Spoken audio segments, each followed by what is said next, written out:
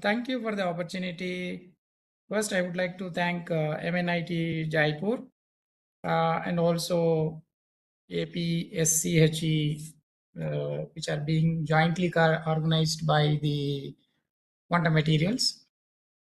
And as a part of it, today I'm going to talk about the band theory, which enables us to distinguish between metals and semiconductors and insulators. Sir, sir, I just want to inform you that we will have a little break in between two lectures around 4 p.m. Whenever you are comfortable for 5 minutes, something like that. Okay. Yeah, sure. Basically, I did not really divide it into two lectures, but in between I can stop. That is fine. Yes, sir. Yeah. Yes, sir. Please, sir. Please. Yeah. Yeah. Okay, sir. Thank you. Sorry for the interruption. Now you No. can continue, please. Yeah. Thank you very much. So very good afternoon, all of you. So as it was mentioned, it is basically a fundamental talk, which talks about the basics of the quantum materials. In fact, how the quantum mechanics has originated from the materials perspective, also how the quantum mechanics is going to be used to analyze the materials also can be understood from this lecture. So today the talk is going to be like this. First, I'll be introducing the free electron theory, basically the classical approach, which normally we talk about Drude-Lorentz model. The second thing is the same thing, how it has been discussed in terms of quantum mechanics, which is being discussed by Sommerfeld. After that, I'll be briefly introducing the Bloch theorem, which is a basics for the Crony-Penny model, so which talks about the periodic potential in solids. After solving the Crony-Penny model, we could able to achieve the EK relations, energy diagrams as a function of the vector. Based on that, how one can able to get the mass of the effective mass of the electron, which enables us further to distinguish these materials into conductors, semiconductors, and insulators. So this is the sequence of my talk. So as it was mentioned, I also will also take a short break in between appropriately. So after about an hour. So yes, everybody knows that the initially the conductivity concept in metals is being explained by various theories. Of course, before that, the striking feature of these metals, basically shining, and then the conductivity, both electrical conductivity, thermal conductivity. Why I'm telling all these things is, for example, these metal wires are being used for conductivity applications even before these discoveries, really. And even these metals are being used as utensils for cooking, all these things, so that you can realize the thermal conductivity in them. And also these are all being used as the mirrors. So these aspects are actually a part of our life even before the discovery of the electron.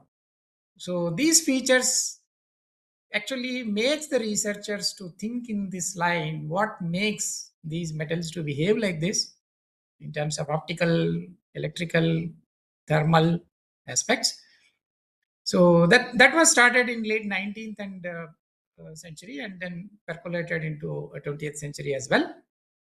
So if you see, major breakthrough in this aspect is the discovery of electron in 1897 by J.J. Thomson. So the more or less, the discovery of electron made the people to think the forementioned the optical properties, the thermal properties, and then electrical properties in terms of electrons in these materials, of course in metals particularly. So Drude is the first person who used this theory to explain these physical properties, to explain in the metals. Okay. Of course, those days actually the theory that was quite famous was kinetic theory of gases. What Drude did is that the postulates that are being proposed in kinetic theory of gases and the properties of these electrons, or the how this electron is going to be used to explain the mentioned physical properties in metals, he has found some similarity between these two, and hence he used the kinetic theory of gases theory as the theory for the physical properties to explain in these metals. So before he start, he has taken some basic assumptions. Of course, there are several other the postulates in the kinetic theory of gases, but relevant things are being mentioned here. For example, if you talk, the first one is all the molecules of the gas are identical spheres. They move in straight lines until they collide each other. So of course, this is true in the case of the gases. And same postulate is being used by the Drude for explaining the electrical and thermal properties of metals also. Let us see how it is. The time taken to collisions is negligible. And the property or third postulate that what he has used is during the collision, some kind of force is acting between the two spheres, the atomic spheres. And the rest of the time, once the collision is done, the other than collision time, the journey is force free. That is what it is mentioned in the kinetic theory of gases. These postulates probably he has adapted to explain the thermal and electrical properties of the metals. Okay, but before we proceed in this fashion, we just like to know the major basic differences between these gas molecules and then the electrons. Okay, one property would be the gas molecules are neutral atoms, but whereas the electrons are charged particles. So these are this is one of the major difference that we have to keep it in mind. Of course, the second thing is the number of electrons per gram mole. If you take, so that is going to be 1,000 times large compared to the molecules in the gas per same amount of mass. So the explanation is something like this. The for gas, the Avogadro number of atoms are there. For electrons, the same Avogadro number of atoms. Of course, it has to be multiplied by the mass density, the atomic weight, and the number of electrons in a given atom. See, these things are the differences that makes the electrons per gram is 1,000 times larger compared to the gas molecules. So these are the two striking features between the electron and the gas molecules that has to be keep it in mind. So now we are actually entering into the what Drude said. Okay, before he start his model, he has made some assumptions. So we call them as the basic assumptions. Among this, the first one is between the collisions of electron ion in a metal. So electron do not experience any kind of force. So therefore, we say that the electron actually freely moving inside the metal. So of course, little later I'll also discuss about what are these assumptions are called. The interaction of electrons with ions like gas molecules. So meaning that the electron scatters from the atom. So from this, the concept of drift velocity has come into the picture, because the electron can only move under the influence of some certain applied field. The velocity acquired by this electron under certain field is what we call it as a drift velocity. The moment when you withdraw the applied field, it could be a magnetic field, it could be an electric field, or any field for that matter, or thermal field as well. So what happens is this electron exhibits a relaxation time. Okay. And these two are the important things that we need to keep it into our mind. So the electrons are supposed to move in a uniform electrostatic field, and it was taken as zero, meaning that the entire the motion, this electron in a metal, even though it is experiencing uniform electrostatic field, we are taking that as a zero, because since there is no variation in the field, so the electron experiencing everywhere uniform field. So for sake of calculation purpose, probably he has taken the effect is zero.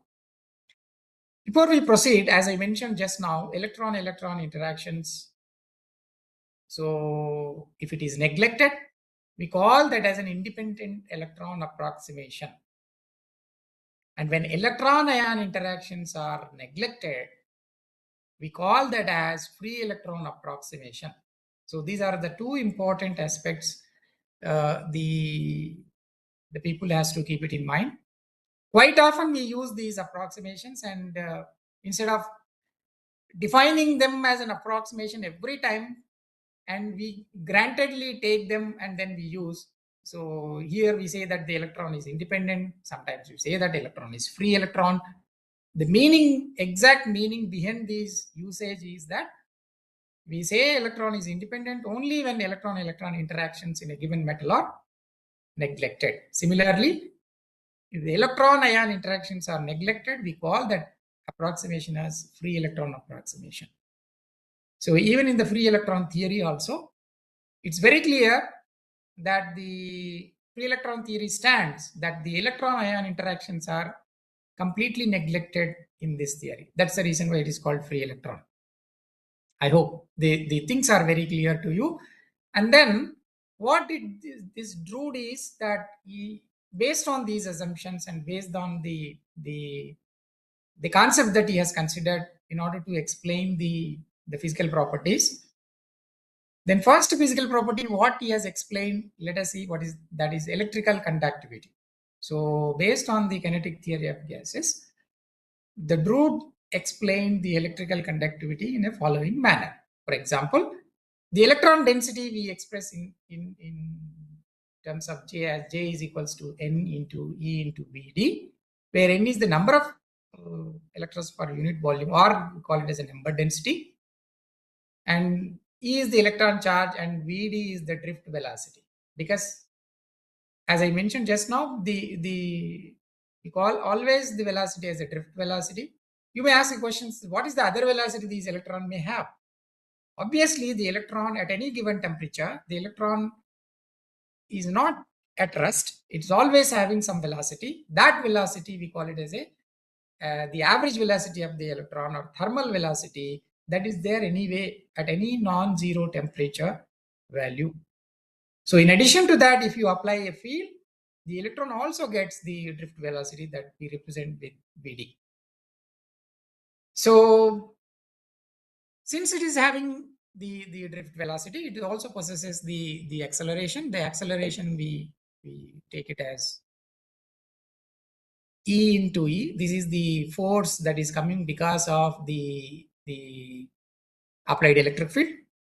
And this applied electric field, of course, accelerates the electron with an acceleration A having mass m. So F is equal to, of course, ma is equals to EE. So if I rearrange this, I can get acceleration as EE by m.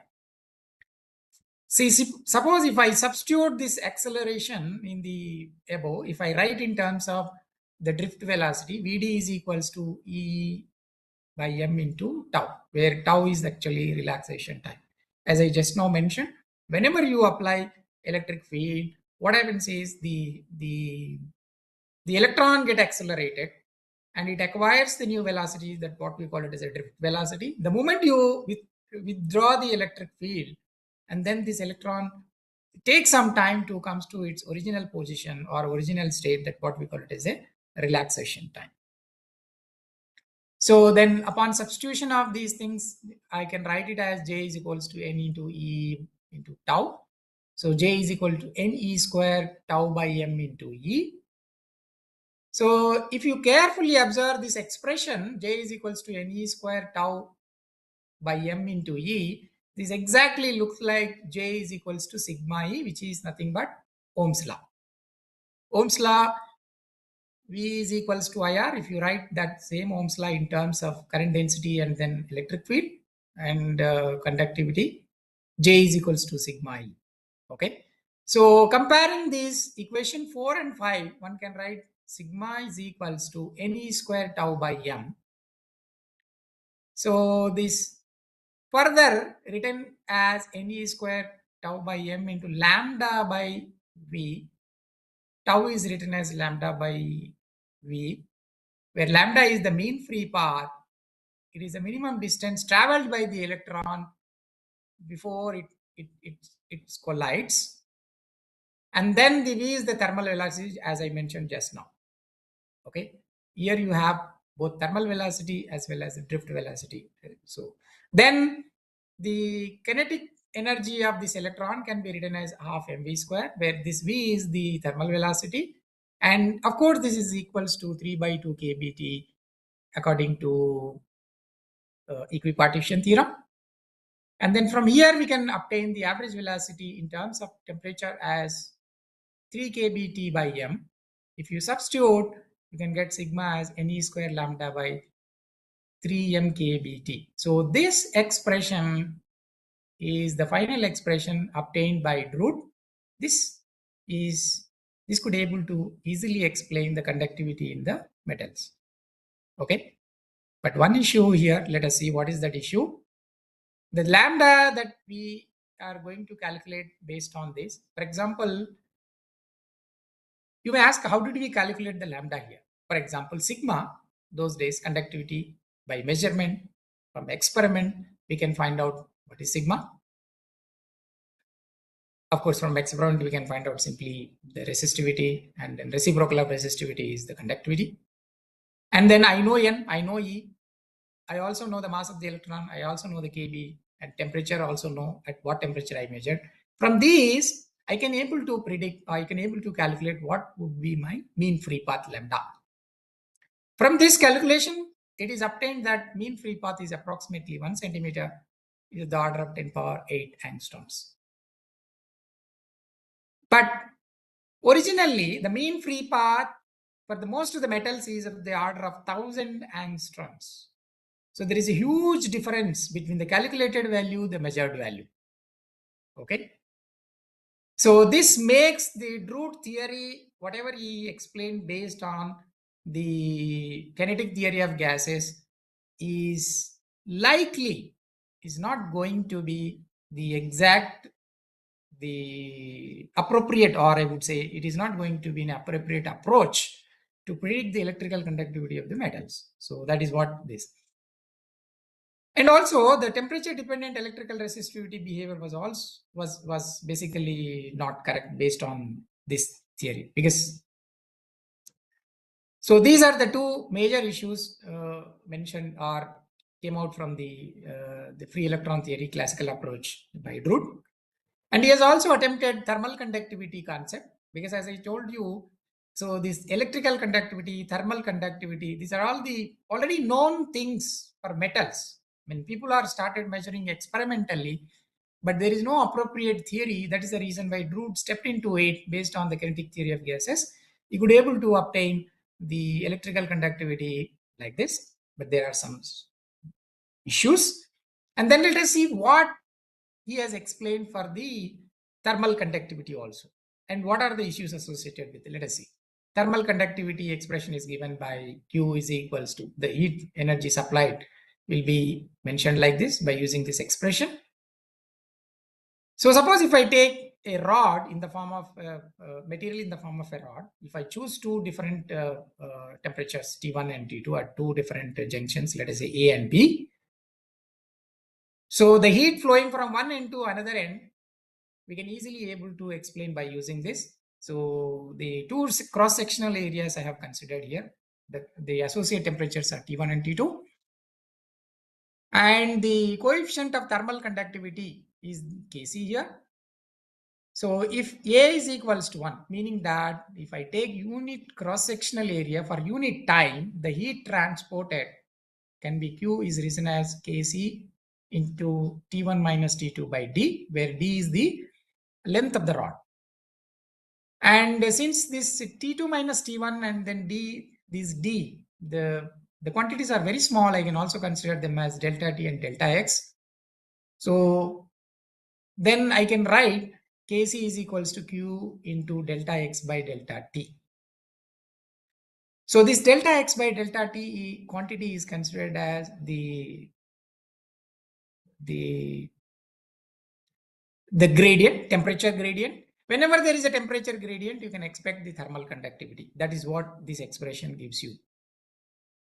So let us think about the application of kinetic theory of gases.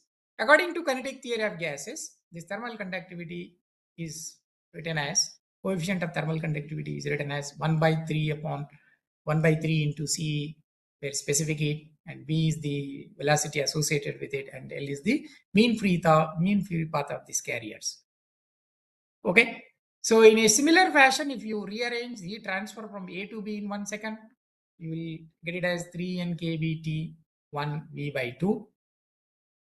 And here the heat capacity is measured in this 3 by 2 kBT. And V is the velocity, thermal velocity, average thermal velocity. Similarly, heat transferred from B to A in 1 second. The net heat transferred, because if heat transfer from A to B is larger compared to the heat transfer from B to A, then net transfer from A to B in 1 second would be this. Now, so rearranging these terms, the coefficient of thermal conductivity Kc is written as 3 N Kb T2 minus T1 V by 2 into delta X by delta T. So this expression is, so here delta T we write it as T1 minus T2, and delta X is written as it is like this. Then if you can proceed further, Kc is equals to 3 nkb V into delta X by 2, or Kc is equals to 3 nkb V square by 2 delta X by V. So here this delta X by V is expressed in terms of 1 by 2 mv square into tau. Kc is equals to, again written in terms of 9 by 2 n into kb t into tau by m. Okay, so this is about the thermal conductivity expression obtained based on kinetic theory of gases by Drude. Since it is also having the coefficient of thermal conductivity, electrical conductivity, so the ratio of these two things is mentioned as Weidmann-Franz law. So the predicted Weidmann-Franz law, I mean both the expressions obtained by Drude are taken here, and it comes out to be 9 by 2 kb by E whole square. That is treated as a Lorentz number. Here this Lorentz is different from that of the Lorentz transformation which we discussed in relativistic mechanics. That is different. This Lorentz is different. Sometimes it is also mentioned in some books that Weidmann-Franz and Lorentz law also, this one. So see, these are the calculations done by Drude as far as electrical conductivity, thermal conductivity, Weidmann-Franz law.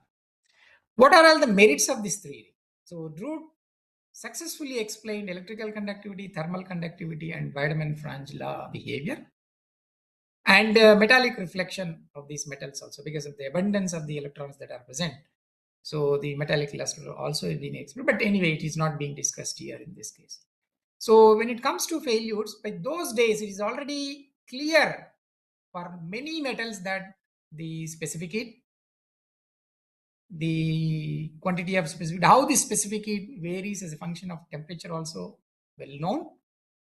The paramagnetic nature, paramagnetic susceptibility as well as diamagnetic susceptibility of these electrons are also those days measurable quantities, but these kinetic theory of gases approach could not able to explain these three properties in those days. So later, Lorentz attempted the thing, and what he did is, before he start his, in some books you can also find Drude-Lorentz theory put together, but I slightly separated here because there is a merit in the Lorentz over the Drude. So what is that merit? I just want to just mention, but I don't want to mention all the mathematics here, but just I want to mention qualitatively. all the electrons move with the same thermal velocity was left out, because earlier it was mentioned that all the electrons will move with the same velocity, thermal velocity, that is average velocity is being considered in Drude model, but it is not being considered in the Lorentz model. That is one difference. The Maxwell-Boltzmann statistics cannot correctly represent the velocity distribution of the electrons in the presence of electric and magnetic fields. So that was the difference what Drude and Lorentz has. To account the transport of the charges, kinetic energy of the free electrons. So he applied Boltzmann transport equation rather than Maxwell-Boltzmann statistics. So this is the improvisation over the Drude model. Let us see what he could able to extra that he achieved over the Drude model. One is the Thomson effect. So development of EMF when two metals join together with the thermal gradient is the new addition to the existing theory those days by the Lorentz. And also the magnetoresistance predicted by J.J. Thomson immediately after the discovery of the electron. J.J. Thomson contribution is also magnetoresistance. He was also a person who discovered the change in resistance of the materials in the presence of applied magnetic field in metals. So that was, of course, the positive magnetoresistance he predicted. So that also being explained by using the Lorentz model. Okay. So finally, what Lorentz did over the Drude is the calculations could able to bring more agreement between the theory and experiment. Just now I was explaining in the case of the Drude, there is a huge difference between the lambda value here, and probably there is a difference, but that difference is minimum in the case of Lorentz model. Probably that is one agreement between the theory and the experiment. It's a better agreement, but however, even Lorentz also could not able to explain all the phenomena associated with the metals. For example, specific heat, also the paramagnetic susceptibility, diamagnetic susceptibility kind of properties of the metals. Now, see, now it's a time to think about, because both Drude Lorentz model could not able to come out with some proper solutions, and then the Sommerfeld come into the picture. Okay, but he has taken, see, those days actually the early, or I would say from early 1900s to early 1920, in between those 20 years actually is the golden era for the most of the physics discoveries. So the advent of quantum mechanics is also happened during that time. So I think Sommerfeld quickly, intelligently has taken the concept of this quantum mechanics for explaining the physical properties of the metals. So what he did is that he has adapted the quantum mechanics and also the Fermi-Dirac statistics to solve the problem of free electron in solids. But please remember earlier what we discussed is the Maxwell-Boltzmann statistics, and also the Boltzmann transport equation was used earlier theories, particularly in classical approaches. But in free electron theory, of course, but when he has considered the quantum approach by Sommerfeld, he has considered the Fermi-Dirac statistics and also the and quantum mechanical aspects into consideration. So in 1926, of course, the Fermi-Dirac proposed the FD statistics to solve the hydrogen atom problem. I think he has quickly taken these two aspects for his explaining the physical properties in the metals. Okay, first he has used it for one-dimensional potential well and then extended for the three-dimensional case. So because solving this three-dimensional is a complicated process, and considering solving the Schrodinger wave equation for one-dimensional potential well and then extending it to three-dimensional would be a wise idea that is being taken by the Sommerfeld. So many of you know, very familiar, this is the Schrodinger wave equation. He has taken this Schrodinger wave equation. Inside the potential well, so exactly this is the one-dimensional potential well. You have infinite walls for this potential well. What he considered is the metal, whatever that he is going to explain. For example, let us assume that he is taking the half a meter of metal wire. This half a meter of metal wire exactly behaves like, I would say, in the lengthwise I'm talking about. I'm only talking about in terms of one dimension. I'm not going to consider the other two dimensions here because my quantum mechanics, I'm going to apply for only one dimensional case. I'm going to consider the behavior of the wire, okay, only in one dimension. It could be along the wire or it could be the cross section of the wire as well. So if I exactly one dimensional potential well behavior, the copper wire behavior resembles. I would say that the entire copper wire exactly acts like a one-dimensional potential well. I'll tell you how it is. So here one-dimensional potential well has the infinite walls. The potential inside the well is zero. Similarly, when the electron starting from one end to another end, at the ends, electron experiences infinite potential. Well, that's what we call it as a vacuum potential. That is the reason why the electron doesn't come out from the copper metal, or for that matter, any metal. Copper wire, I would say. I'm taking here example as a copper wire. So you may wonder, because the electrons are actually keep on flowing from one end to another end whenever you apply potential difference or thermal gradient or magnetic field also, because magnetic field will change the path of the electrons. Whatever may be the applied external field, then the electron moves from one point to another point. In the process, it never come out from the metallic wire. The reason is that electron experiences the vacuum potential, which is infinite. The vacuum potential is equivalent to the potential walls, the potential well walls here. I hope the audience could able to figure out the resemblance between the metal wire and then potential well. So that's the reason why Sommerfeld used the potential well problem for explaining the conductivity in metals. So of course, everybody knows the general solution for this Schrodinger wave equation is this. And then where k is the wave vector, AB are the arbitrary constant. So by applying the boundary conditions, what are these boundary conditions? The wave function is going to be 0 at x is equals to 0. I mean to say that both the boundaries, the wave function is going to be 0 within. So the wave function actually exists. I mean, wave function exists means what? So it explains the behavior of the electron. For example, at x equal to L, then wave function is going to become 0. Then sine KL is equals to 0, which implies that KL is equal to n pi, where n takes the values 1, 2, 3, 4, so on. So I can write the constant as n pi by L here. So I mean, k comes out to be n pi by L. And I need to find out the value of a arbitrary constant here also. That, of course, is going to be calculated based on the normalization.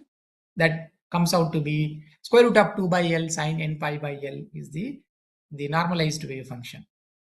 And then the energy associated with this electron, or the electron which is having wave function this, energy associated with En is equals to n square k square by 8 pi square m, which is further written as n square h square by 8 m L square, where L is the length of the box or where L is the length of the potential well.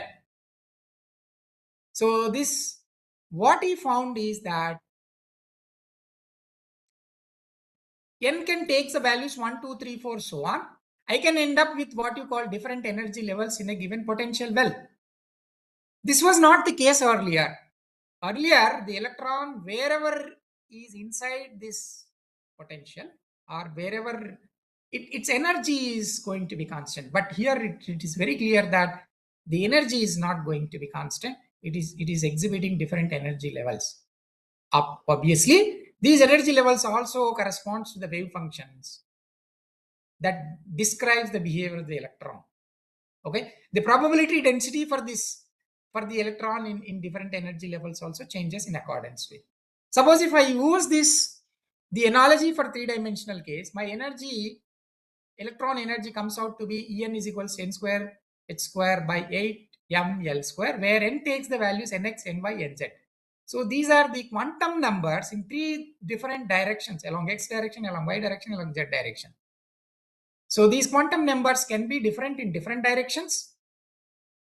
So then in accordance with that, you can end up with energy associated with this electron in different directions. Sometimes it may not be true that the electron will have the same energy in all possible directions. Okay, so this is what the impression that we'll get from this. Now, so this is the time. In fact, you need to discuss about the birth of quantum mechanics, or I would say that the inception of the quantum state and the quantum energy, I mean degeneracy concepts.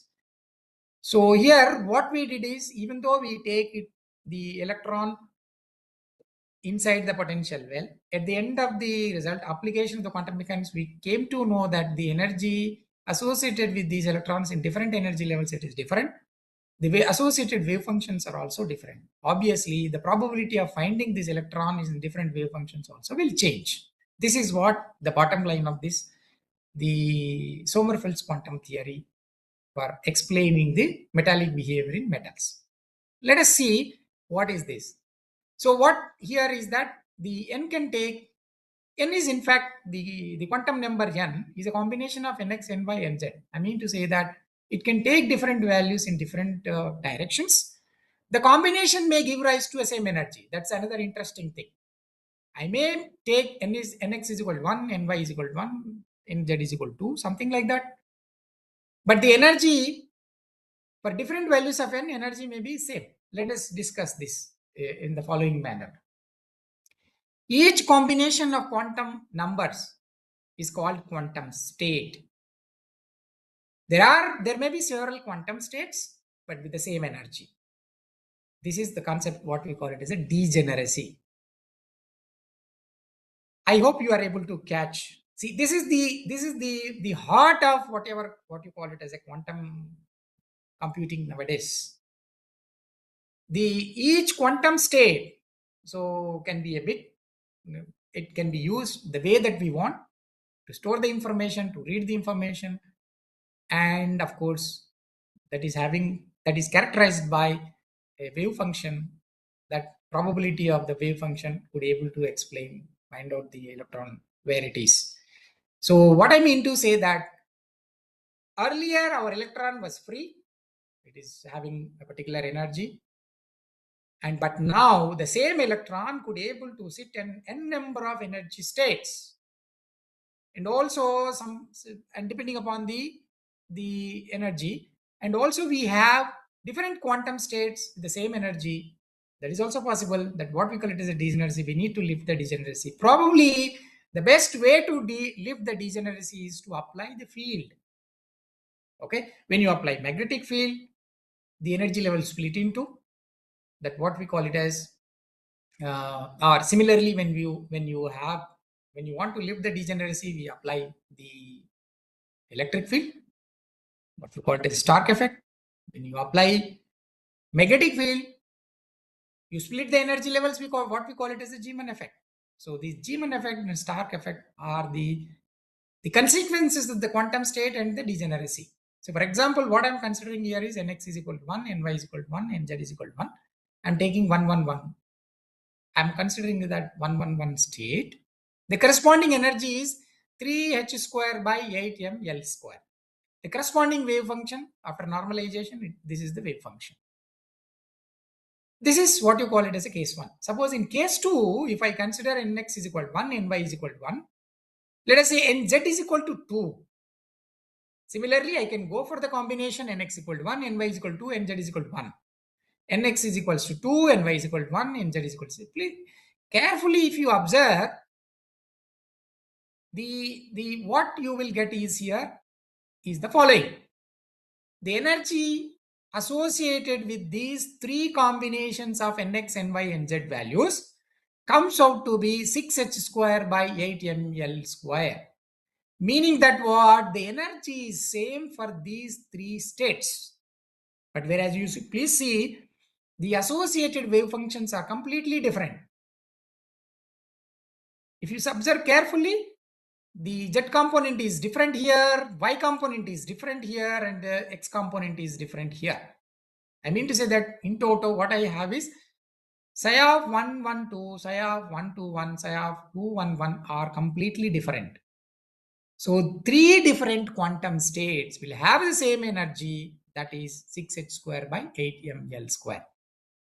So for example, in the case of E1, 111, there is only one state, only one wave function associated with it. But whereas second combination, I mean to say that the case one, I take it as n is equal to 1, ny is equal to, and z is equal to 1. I have taken that, I designated as E1 state. The state wave function is 111 wave function. It is only one wave function. But whereas second case, I took the different combinations of nx, ny, and z. It comes out to be energy 6h square by 8ml square. This is, I designated it as E2. 2 stands for case here, of course. So three different states are there, but their energy is same. But how to realize that I have three wave functions, but if I want to make them in different energy states, I need to apply some external field to it. So this external field in quantum mechanics, normally we apply in terms of perturbation. This perturbation could be either by the application of electric field, either by the application of magnetic field, either by application of thermal field. It could be anything. So by application of external field, I could able to lift the degeneracy easily. Let us see, this E2 state can be now divided into two groups. One is 211 is slightly lower, and 112, 211 is slightly higher. So there is a rigorous mathematics to lift the degeneracy, realize the different state associated with the E2 energy. I have not given here, but it's understandable very easily. So under the action of any applied field, I could able to easily lift the degeneracy. That lifted degeneracy is shown in this diagram like this. So next is, because what I realized from the above explanation is that I have an energy, but I do have three different energy states. Three states, but same energy. So this degeneracy will sometimes gives, or even if I applied some applied field, I could able to lift the degeneracy. But now I need to know how many number of possible energy states in a given energy range is an interesting aspect, so that I can able to design my experiments, I can able to design my application based on this. So tomorrow, if I want to go for quantum computing, then I need to know this aspect very well, so that I can able to accommodate this many number of states in a given energy range, so that the storage density can be predicted. So before that, you need to know the density of states. That is what we call it as the density of states. For example, suppose if I say GDE is the number of available quantum states in the energy range of E plus delta E, because in the small window of delta E or DE, how many number of possible states are available? That is my interest. So then I need to lift this. I need to consider the f of E. This is the probability function. This could be any function for that matter, Fermi-Dirac's distribution function.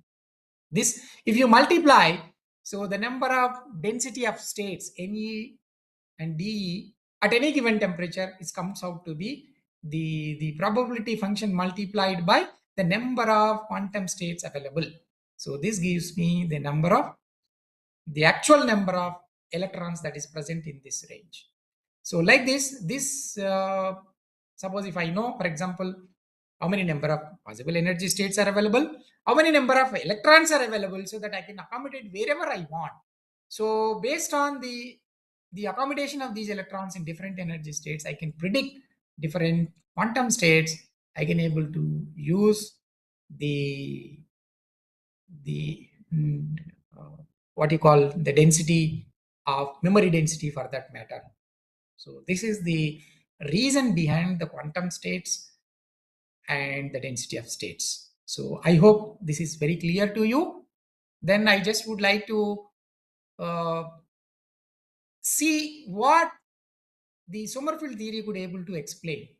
Okay, even though I did not describe the how the Sommerfeld theory could explain electrical conductivity, thermal conductivity, but nevertheless it is same like earlier case. What in the case of Drude and Lorentz case it is discussed. The similar way one can also discuss by using quantum mechanical approach to explain the electrical conductivity, thermal conductivity, paramagnetic diamagnetic susceptibility also could be able to explain by using this quantum theory of solids based on the Sommerfeld model. Please remember, it's a still free electron theory only. I mean to say that this electron is not going to be interact with the ion. Originally, that is not correct. It is going to be interact with the ion, but I have not considered that interaction here. I mean to say that electron ion interactions, even though quantum mechanics is being used to explain electrical conductivity, thermal conductivity, several other physical properties of the metals, but still the electron is free electron. I mean to say that electron ion interactions are neglected here. But however, but this is the huge, tremendous improvement over the classical approach. It could be able to explain electrical conductivity, thermal conductivity, paramagnetic diamagnetic susceptibility, the thermoelectric effects also, Seebeck effect and Thomson effect and Peltier effect. All these things are explained by using this quantum mechanical approach. Specific heat problem also being partially fulfilled this. For example, particularly the Einstein theory of specific heat of solids as well as the could able to successfully explain most of the specific heat problems for the metals. Hall effect in metals also described the that is electronic contribution only. What do you mean by electronic contribution? There is also lattice contribution in these aspects, but lattice aspect is not going to be explained by even quantum mechanical approach of Sommerfeld model. Only electronic contributions are taken care. But nevertheless, say the metals are abundance of free electrons or abundance of electrons. Most of these physical properties are because of the free electrons. So the quantum theory or quantum approach of Sommerfeld model by using the free electron approach approximation also you could able to explain most of the physical properties of metals. But there are failures. What are those failures? The failures are like this. The failures are like this. One is it could not explain the concept of periodic potential. Then you may ask a question from where this periodic potential concept is coming into the picture. Yes, of course, the atoms in the lattice are arranged periodically. The atoms in the atoms or ions, whatever, are arranged periodically in a given crystal systems. I mean, concept of lattice and crystal, it is not being considered in this. So that makes the periodic potential concept. We'll come to know shortly. And then those days people already know that the metals, insulators and semiconductors, not much, but however, at least people know that the distinction between metals and insulators. I mean, so metals are basically good conductors, insulators are bad conductors. That much they know. But this theory could not able to explain the distinction between or the difference between the metals and insulators, even though it is a quantum mechanical approach. So I think with this, I would like to give a small break of 5 minutes so that the rest of the concepts we can discuss after a short while, maybe after 5 or I don't know how much break has to be given. 5 minutes. Somebody is there? Hello?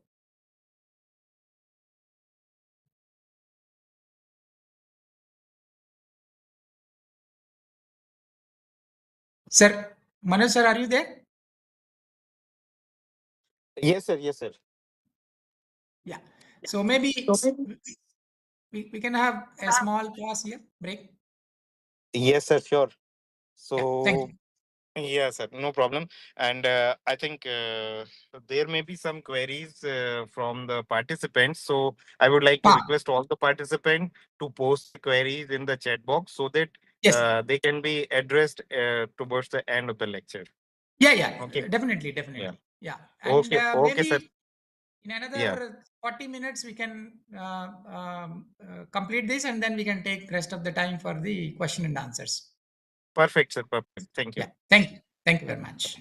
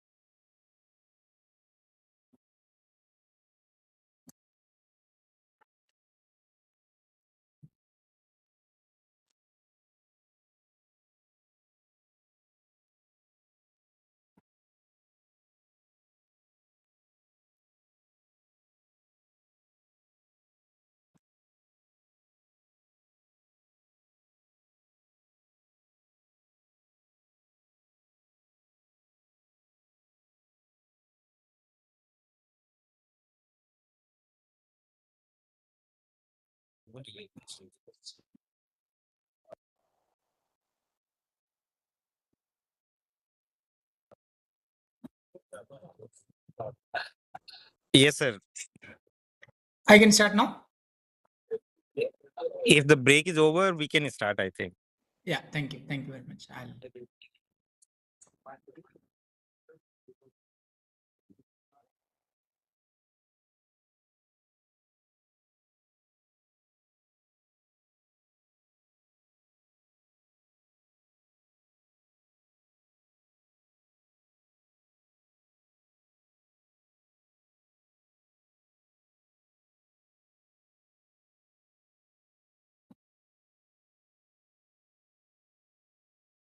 My screen is visible. Yes, sir. Screen is visible in full screen. Yeah. So Okay, sir. yeah. So uh, welcome back. Actually, so far what we discussed is the free electron theory, both the classical approach as well as quantum approach.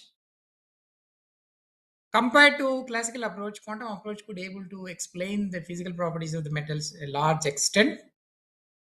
Uh, as mentioned here, electrical conductivity, thermal conductivity, paramagnetic, diamagnetic susceptibility, thermoelectric effects, specific heat and Hall effects, etc., etc. But please remember, all these things are contributions that are coming from only electrons. Please remember these physical properties also need to be explained in terms of lattice contributions as well. But however, in the case of metals, the electron contribution is far, far higher compared to lattice contributions. Probably the theoretically predicted values and measured experimental values are in agreement and could able to maximum extent could able to explain the free electron theory. But as I mentioned, the failures are as below. The concept of periodic potential, meaning that the concept of periodic potential mainly arises because of the lattice, the crystal lattice, that is not being explained properly by using this. And also that enables the material to distinguish at least between metals and insulators. That was not even taken care by the free electron theory, both in quantum as well as classical approaches. Now, let us think about the quantum approach along with the periodic potential concept. So let us, what is this concept of periodic potential, how it is being introduced is the matter. For example, as I mentioned in this diagram, I have a two-dimensional solid of this kind. The electron is coming from the arrow mentioned in the blue curve like this, or blue straight line like this. Then what happens is at the end here somewhere, this electron experiences the infinite potential. That's what I was telling. At the edges of the solid, electron experiences the surface potential, which is infinite potential. Well, between the two edges you have two infinite potentials, and then there is a no potential earlier. But now I see between infinite potentials, one infinite potential is this, probably x is equals to 0 here, or x is equal to L, you have another infinite potential, what we discussed in the Sommerfeld case. But in between also you have a periodic potential. These periodic potentials are mainly coming because of the ions that present in the lattice. So what do you mean by this? The interaction of this electron with the ion is going to be taken care now. Earlier this was not taken care. That time we called it as a free electron approximation. Electron ion interactions are neglected. But now we are not going to neglect these electron ion interactions. When you consider these electron ion interactions, these periodic potentials are arising in between two infinite surface potentials. So what do you mean by this? Earlier this part of Vx was 0. Now we have introduced this Vx. What is this Vx? It's a periodic potential. The Vx keep on changing for every x is equal to a. With the period of a, the potential is systematically changing. with the same quantity, and in accordance with the potential, the wave function is also changing. So this wave function and this, the variation of the wave function, change of wave function in accordance with the variation in potential is being described in Bloch theorem. This entire phenomenon we call it as a Bloch theorem. Of course, this rigorous mathematics is there to make sure that the potential inside the well, or inside infinite potential wells, the variation of potential is Vx is equals to Vx plus A, and wave function also varies with the same periodicity. We will also analyze this considering n number of atoms, uh, like that. So that, but essential thing, the take home message from this slide is that, so the periodic potential exists in real solid like this. Now, what I do here is that wherever there is an atom, I take that as a potential well. Wherever there is no atom, I take this as a wall, or I take this as the boundary or potential. Earlier, I was taking two infinite potentials, but now I am not taking infinite potentials. I take finite potential, but that finite potential region I call it as a 2. Where there is no potential region, I call it as a region 1. The region 1 and region 2, right now I have two distinguished regions. I am solving this Schrodinger wave equation for region 1. It is in between 0 and A. It is in between 0 and A. This region corresponds to the region where atom exists. So I end up with what you call the energy in the parameter alpha square is equals to 8 pi square m by h square into E. Okay. And similarly in the region 2, which varies minus b, x and 0. See, I take this as a 0 reference. The left side I took it as a minus b. The width of this barrier is b. And the width of this no barrier region is a. So again I have written the Schrodinger wave equation for this. There the of course in the region 1 the potential is 0, whereas in the region 1 you have a finite potential that is considered as V naught. So here the beta expressed in terms of 8 pi square m by h square V naught minus E. You have two potentials, two energy parameters associated with this, and the predicted solutions and their boundary conditions are being applied here. And based on this, you have after applying the boundary conditions, solving the above equations by substituting in the Schrodinger wave equation, we can get EK relations, energy wave vector relations. For example, the crude equation of EK relation is this. Of course, this quantity is beta alpha, corresponds to energy term, and then K is the wave vector term. It is written like this. Okay. So this approach basically, okay, whatever the periodic potential, width of the potential is not same, and this was mainly attempted by Crony and Penny, and this model is known as Crony-Penny model. And in order to solve these EK relations, they have made some assumptions. The potential energy is 0 at lattice side, so that's what I was explaining, the 0 to A region. And then it is V naught in between them. In between them means in between the two atoms. The height of the potential will become infinity provided when B becomes 0. I mean, it's a narrow potential basically. When the width of the potential is becoming 0, the height of the potential becomes infinity. So probably in quantum mechanics, this is standard problem. When the width is too small, then instead of electron hopping from the potential, well, it tunnels through the potential. Okay, so I think I'm just want to recall here, and this is exactly mimics like the Dirac delta function concept. So, but however, V into B, potential multiplied by this width, is going to be constant in this case. That is what Crony and Penny clearly said, that the V into B, potential height and then width, are going to remain throughout the crystal. So that enables to use some assumptions. So sin h, the hyperfunction, the beta b becomes 1. And then cos ka, I can write, because when beta tends to 0, then you end up with what you call cos ka from the equation 5. And it is written like this. And here, if you substitute the values of beta and alpha from the previous equations, you end up this term in terms of energy. So the beta square minus alpha square is equal to 8 pi square m by h square into V naught.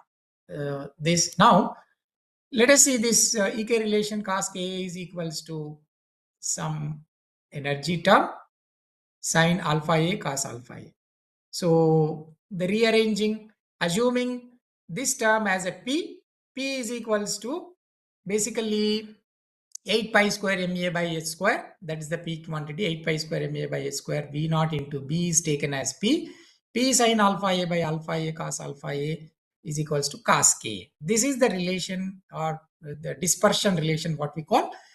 So please remember here, see cos Ka, in order to, this cos Ka is the variation of the periodic potential, or here I would say it depends upon the value of alpha A.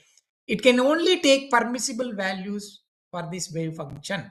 So I mean to say that, let us see here, in this region, certain regions are permitted. The solution, you cannot have the entire equation, all possible values of alpha A cannot give the solution for this equation.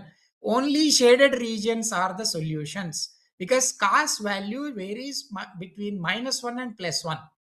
It cannot go beyond this. Based on this limitation, there are certain number of the shaded regions are allowed regions, non-shaded regions are non-allowed regions. So we mean to say that the dispersion relation clearly says that you end up with some are allowed solutions, non-allowed solutions. Allowed solutions will have the probability of finding the electron is what's there. They represent the energy levels. The non-allowed regions are actually forbidden energy, or no electron with that energy exists. This is what exactly the meaning of the dispersion relations from the Crony-Penny model. So now here, let us take to understand these two extreme conditions. Okay. So here, as I just now was explained, cos k is a periodic function. It is integral multiples of 2 pi. It can take only the values less than 1 and more than 1. In between, values only allowed. According to these assumptions, let us say when P becomes infinite. Okay, what is this P? P basically 4 pi square MA by S square. Please remember 4 is constant, pi is constant, mass is also constant. For a given solid, A is constant, H is also constant. Only the variable is V naught into B. Essentially, V naught, P represents the variation in V naught into B. For example, if P is infinite means what? P is infinite only when the potential actually is becoming infinite. So in that assumption, sin alpha A by alpha A will become 0. So from alpha A is equals to plus or minus n pi, alpha square is equal to n square pi square by A square. The substitution of alpha value here gives me E is equals to n square h square by 8 m A square. This is the energy. Okay. If you remember this, many of the physicists will remember very easily this energy. Somewhere we have seen it is nothing but the energy associated with the electron in a potential well, particle in a box or potential well kind of thing. Okay. This is exactly matching with the Sommerfeld's quantum approach. This result is exactly representing or mimicking the Sommerfeld's result. Okay. Now, let it be as it is like this. Now, I want to take this potential as 0 now in another case, extreme case. So, when I take this P term as 0, cos alpha A will become cos Ka, and alpha is equals to K, alpha square is equal to K square. If I substitute alpha square value here, I will end up with E is equals to h square k square by 8 pi square m. Please remember, this is exactly the value or the energy associated with the Brood energy or Sommerfeld energy, sort of free electron approach. So now let us go further little. If I substitute k is equal to 2 pi by lambda, E is equals to h square m pi square by 2 pi by lambda square. If you rearrange, you will end up with E is equals to half mv square. This is purely a classical result. This electron is only having velocity, that is a thermal velocity. Please remember this. So this is an equivalent to the free particle concept. Earlier, confined concept, electron is confined within the potential well. But now electron is no more looking at the potential, periodic potential. It doesn't see the periodic potential at all. So it's a free electron. I mean to say that in one case, the electron is confined to a potential well or to an atom. In another case, that is exactly matched with the quantum mechanical approach, whereas this one is the electron doesn't even see the potential here, meaning that electron ion interactions are completely neglected. It's a purely classical approach. It matches with the Brood model. Okay. So what I mean to say that all the energies are allowed here, but whereas in the previous case, only certain number of energy levels are allowed. So those are according to the quantum state as well as quantum energy levels. Okay. Now, so this Crony-Penny model could able to clearly explain the earlier approaches with the limitations. And this clearly shows that if I consider the pi by a, 2 pi by a, 3 pi by a k values, I may end up with allowed energy levels like this. In between an allowed energy level, there is a non-allowed energy level that exists, that what we call it as a forbidden gap. So the energy is no more continuous when you take the periodic potential into consideration. Please remember, the Bloch theorem clearly says that you have to consider periodic potential. That is where we consider the periodic potential. The Crony-Penny model talks about the periodic potential model introduction based on the Bloch theorem. And then when we use that, what you obtain here is that the permissible energy levels for wave vector, some are allowed, some are not allowed. If I take extended periodic potential like this, I can end up with what you call discontinuous values of k, and there exists a gap between the two allowed energy levels, that is the energy gap. So the variation of the energy from one end to another end, I mean to say that pi by a to 2 pi by a, there is a different energy levels are allowed. These energy levels put together forms energy band. So in between two energy bands, there exists a gap, that what you call it as an energy gap. So this is the reason behind the existence of energy gap. Or probably this is going to explain you what do you mean by semiconductor also.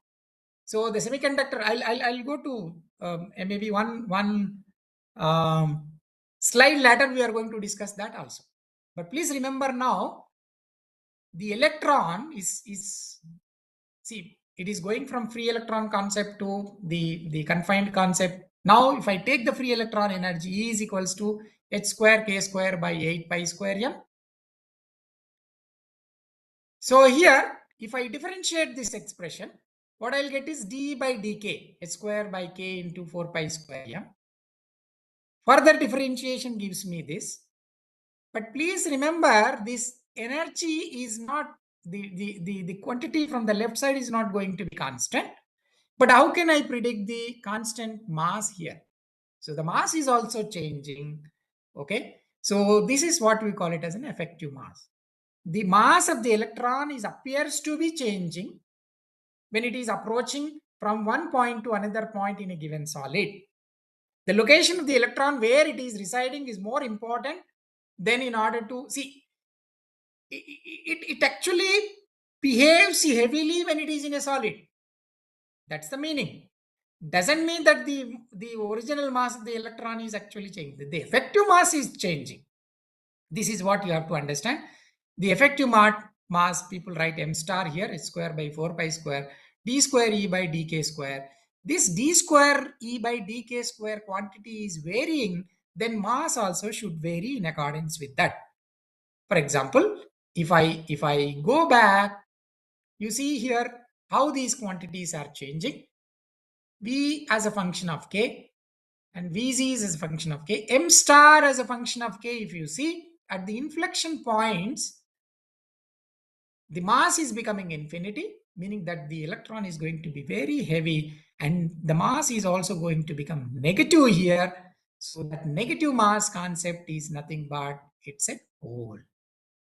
I hope you are understanding. The effective mass of the electron actually says that the mass of the electron inside the solid is no more constant. It appears to be, it's becoming heavy, and also it becomes negative based on d square E by dk square quantity. So that negative mass electron concept is nothing but hole. That is basically absence of the electron, what we call it as a hole. So with this, the introduction of hole also came into the picture.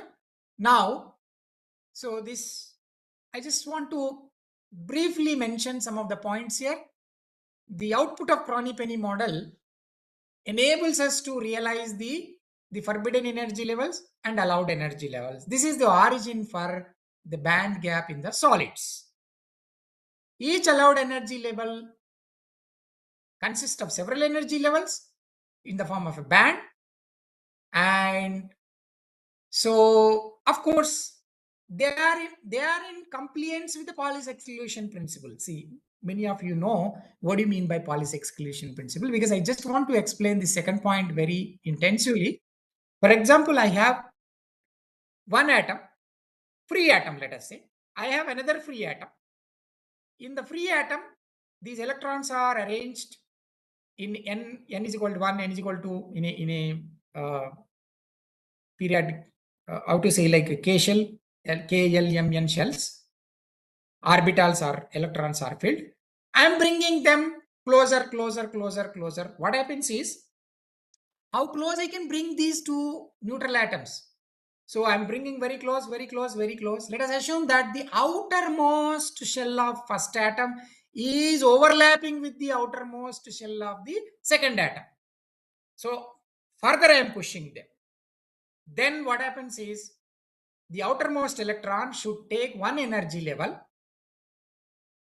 So that is impossible because no single electron can take the same set of quantum numbers. That is what exclusively Pauli's exclusionary principle says. What do you mean by this?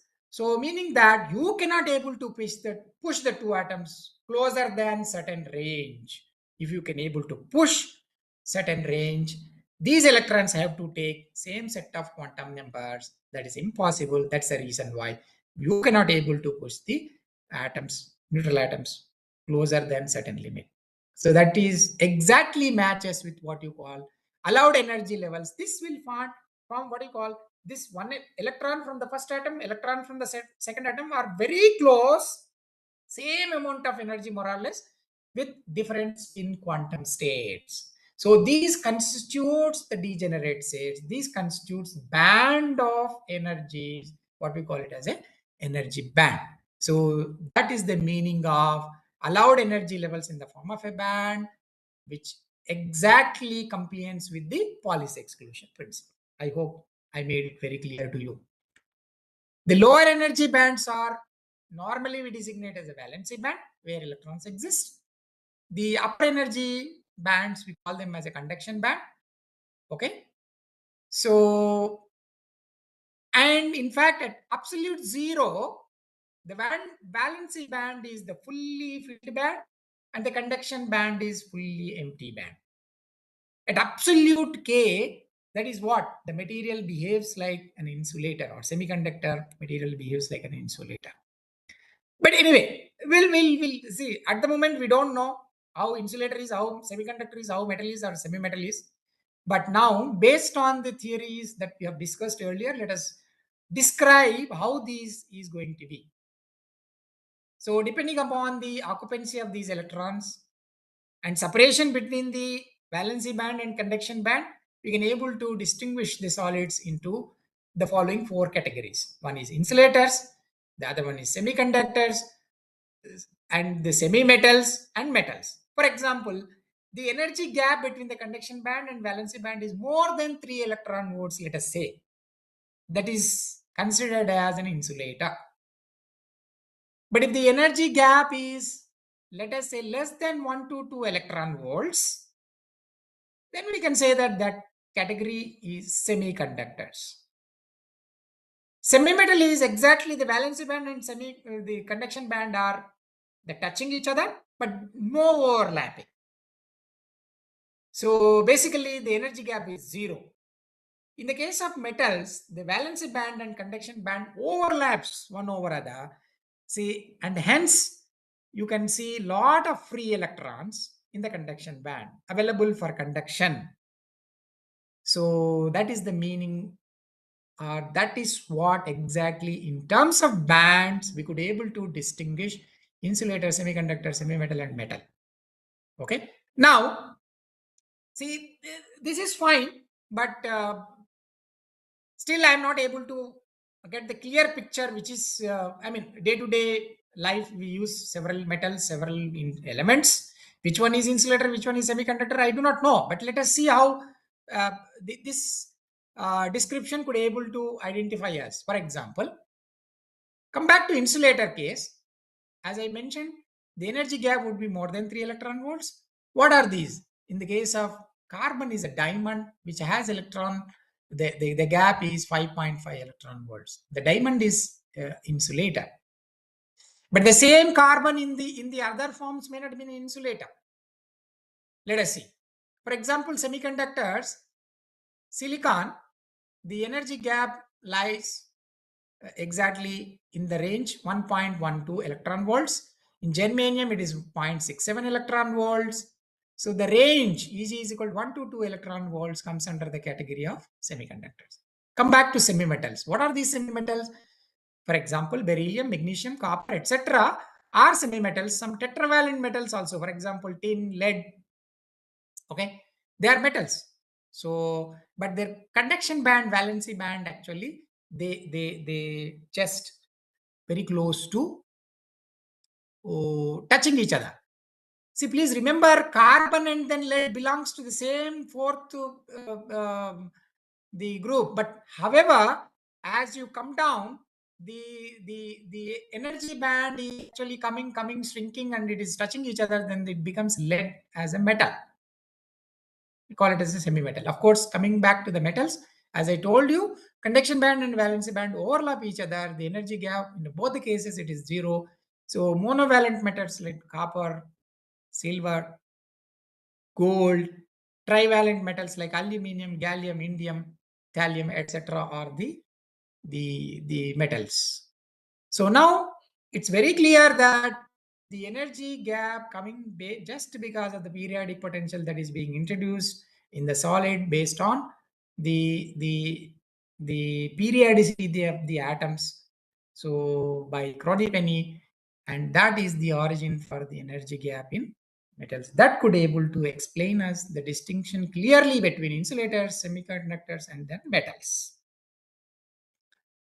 So in conclusion, what I have clearly covered in this lecture is the review of a free electron theory, both classical as well as quantum approach. So, and then the concept that given to me, the structure of the solids,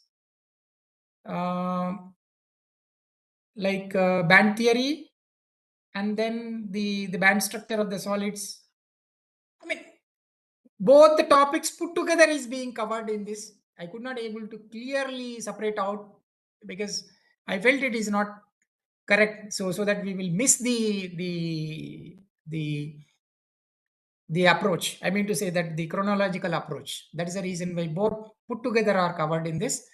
The periodic potential concept enables us to realize the band gap. That is the origin.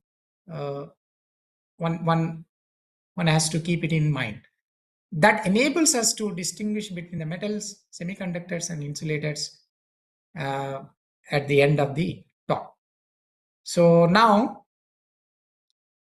the talk is open for some questions, suggestions, discussions, if at all. Then we have approximately 20 minutes left, so we can have some discussion on this if you want. So a lot of questions can be taken easily without any difficulty. I'm happy to take some questions if at all. Yes, sir. In the Yeah. chat box, there are questions actually. Yeah. Let me see. Yes, you are right. In chat box, I see some questions. Yeah, one question related to uh, yes, one question is, maybe I'll go through from top to bottom, so that it will, Yes, sir. Clear. so that Hmm. the first question can be addressed first Yes, sir. instead of later. Yeah. General solid state book, yeah, any general solid state book will give you this kind of approaches, and there is no any, and of course the concept here is that some of the concepts are taken from the quantum mechanics books, some of the concepts are taken from the solid states. So I think it's a amalgamation of both. So any standard textbook at master's level will cover whatever the lectures that I have covered today. That is the answer for one of the question. So the next one is, the can we apply Hamiltonian wave function to the maximize the copper potential? Yes, this is probably, I believe that this question is related to the some first principle calculations. Yes, one can do. There is no problem. And the question asked is the beyond the scope of the present lecture, but however it is possible. This is the answer for the second question. And next one is, I can give these presentations to the organizers. They can distribute to you. He was asking the material, whatever I presented, probably that is possible. No issue. What was the what was that calculated and the measured mean free paths are different? Yes. According to Drude model, the calculated and then measured mean free paths are different. The measured mean free path is 1,000 times larger than the calculated mean free path for the electron. So that clearly shows that the predicted or theory is not correct. The measured, see, first what you have to do is you have to believe on the measurement, but you have to suspect the theory. So here, since there is a huge mismatch between the calculated value, theoretical predicted value, so then this enables the theoretician to think back about what theory, what assumptions made him to wrongly predicted. So that was the concept drawn, which we have drawn from the Drude model. There is a difference. The probably in the Drude theory, because he has not considered he has not considered the periodic potentials. That is the main reason to have a huge difference between the calculated and then the measured band. That's the answer for the Prem Sagar question. Next, finding electron case in the potential. Can we compare the probability of finding electron in free case with a potential? Well, yes, of course, Sommerfeld model predicts the electron is still free, but the energy levels, the wave functions associated are clearly defined. You can able to find the probability. Yes, that is possible. The next question is, yes, why do we need to go to K space from real space? Yes, it's a very interesting question. Yeah.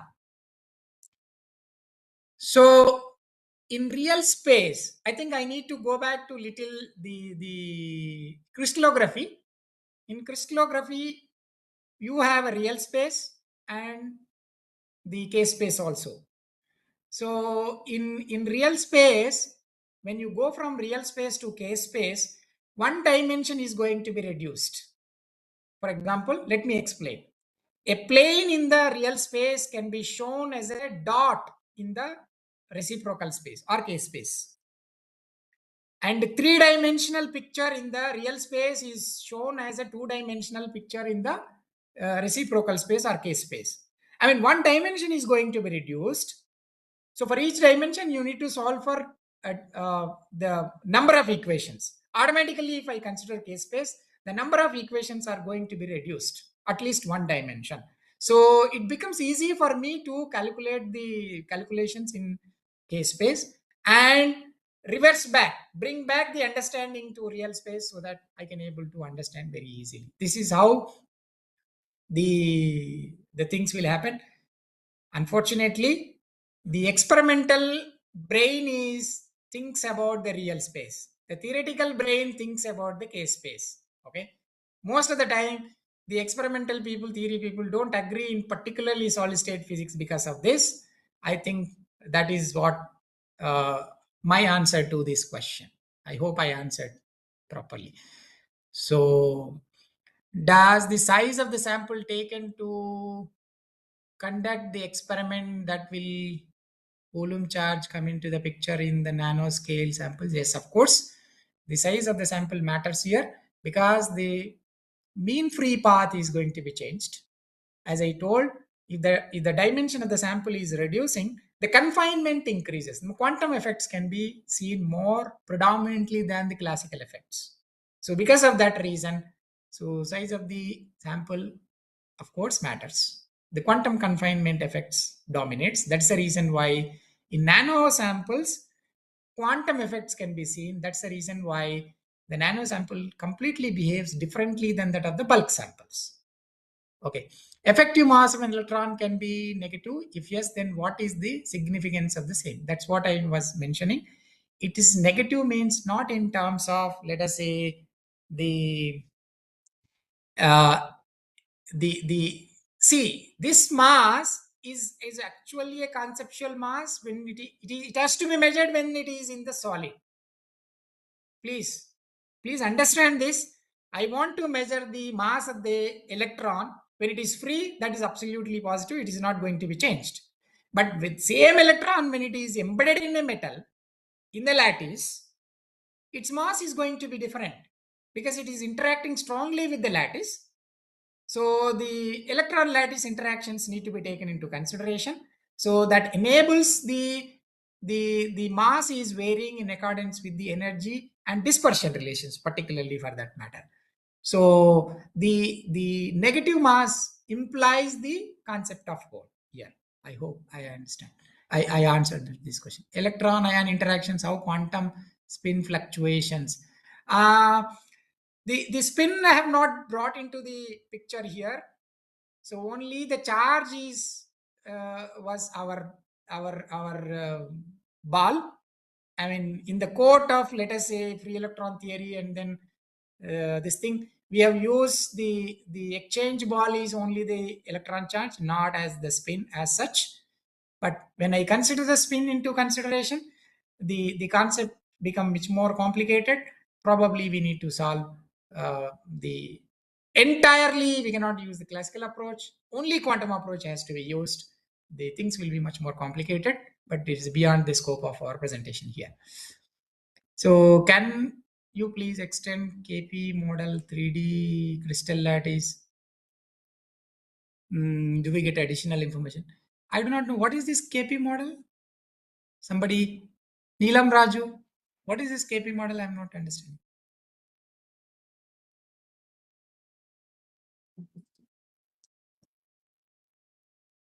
Ronnie Penny model. Oh, maybe yes. Can we extend this Ronnie Penny model through? Yes, it is. It can be extended, but uh, unfortunately, because of the time limitation, I could not able to write those wave functions and all these things here. Yes, even though we solve in one-dimensional case, it can be extended to three-dimensional lattice as well. Yes, that is what exactly done by the Crony Penny, of course. I have not covered those part here. What scenario can effective mass of electron be infinite? That at inflection points, the the the effective mass of the electron will become infinite. It is already clearly shown in the diagram. Yes, of course, it's a theoretical concept. everything is theoretical concept. Because as I told you, we cannot measure the mass of the electron when it is in the inside the lattice. So is the band theory answers nanomaterials? Yes, nanomaterials, the bands actually split into energy levels. I mean to say that, please remember very clearly, when I consider one atom, all the energy levels are clearly defined. Only energy levels, no bands.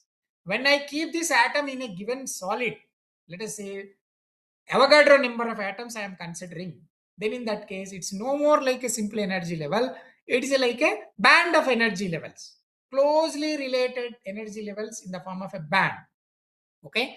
So when you chop down the bulk material into small, maybe close to 10 atoms together, then automatically what happens is these bands will split into energy levels, or I would say that the bands will become narrow bands. So that's what the band formation in nanomaterials will be completely, of course, different. um, Considered what is the nature of electron particle nature or wave nature. Yeah, it's another interesting question. When you deal with what you call quantum mechanical approaches, maybe the more the wave nature is appropriate. When you deal with the classical nature, more particle nature is appropriate, but very difficult to draw a line between these two things depending upon the problem we are solving, the physical property that we are measuring. Yes, both are possible, but situational.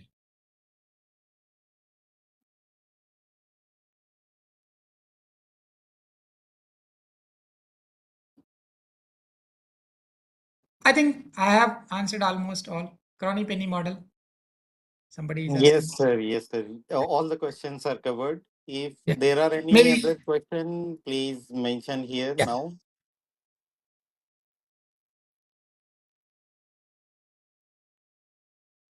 So meanwhile, sir, it was really nice talk. I was thank listening that how detailed description you included, thank you very and much. yeah, yeah, this is very fundamental one. So Yes, later on, we yes, will have some advanced electronic structures like related yes. to the quantum material Right, topological one, while right, semi-metals, all right. these things. But this You are part is really important.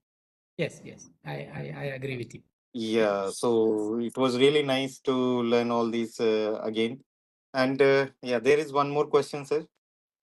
Uh, Tell about the need of reciprocal space because the energy bands in phonons, etc. only receive. Yes, that's what I'm telling. I see. Actually, altogether, the concept of reciprocal lattice is a different concept.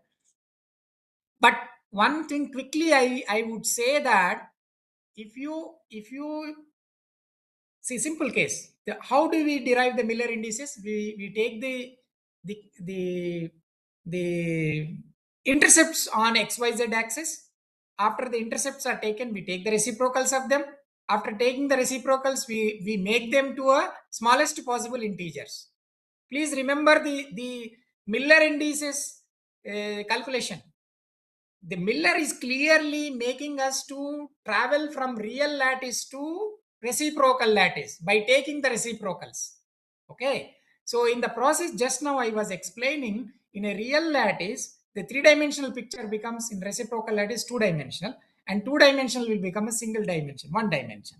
So by reducing one dimension, the number of equations to solve will become easy for us. Okay. So that's the reason why uh, everything we take into reciprocal lattice and we do calculations and we bring back to the results to the real lattice. I mean, bring back means understanding, I would say. So that is how we do.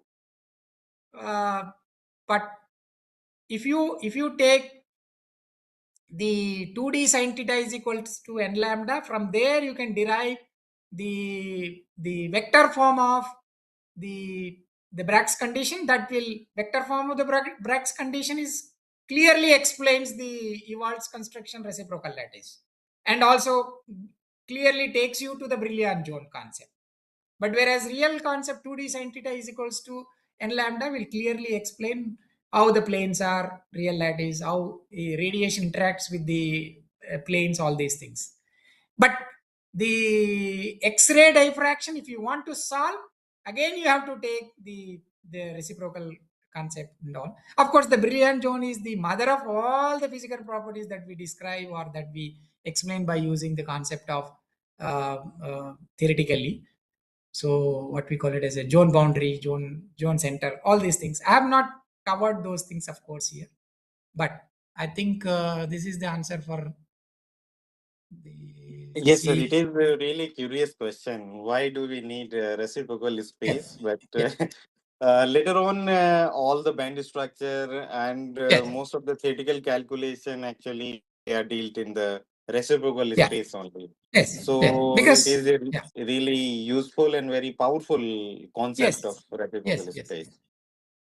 So one more, Mr. Rahul Chaurasia. Yesterday we talked on rare earth materials. I wanted to know what makes them very good for quantum nature, exploits for applications like sensors.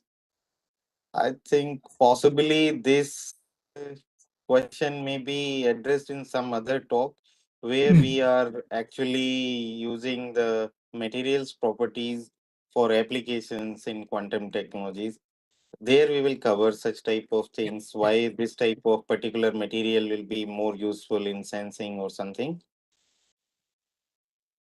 Yeah, Okay, basically, sir. Thank you I so can much. quickly Yeah. say that the in the rare earths case, the candidate electrons or d electrons actually they are localized. So these localized electrons will have the clear defined energy states. So compared to s electrons, so probably that will enable the realizing quantum states, stable quantum states. So for some sensor applications compared to s electrons and p electrons, that is my understanding. I think. Yeah, I think. Yeah, One maybe. more question, sir.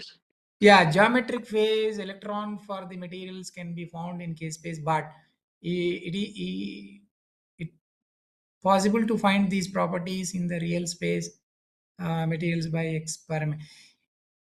Yeah, yeah, interesting question. Of course, in even in real space thing also, most of the see the problem here, the if you want to realize the concept of three-dimensional picture in the real, the so many number of equations or the need to be considered taken into account. For example, take the same Schrodinger wave equation in three-dimensional case. It's so complex.